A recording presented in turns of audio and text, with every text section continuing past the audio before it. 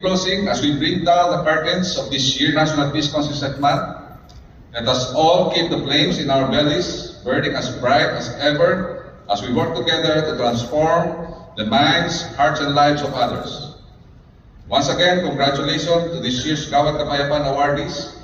May their actions inspire, strengthen, and empower all of us to be instrument of meaningful and positive change for these generations and generations to come.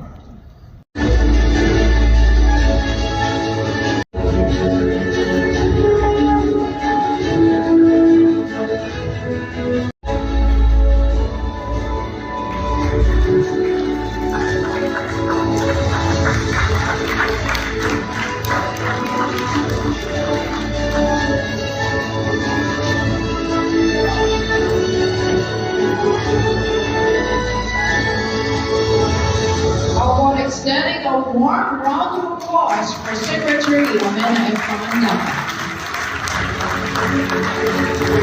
and Development. Kauzulhan stands as a testament to the power of innovative peace-building-driven development, setting a model for similar conflict-affected areas. Thank you for joining us in this momentous occasion, and I hope that everyone enjoy the program that we have prepared for tonight. A happy National Peace Consciousness Month. Mabuhay ang bagong Pilipinas.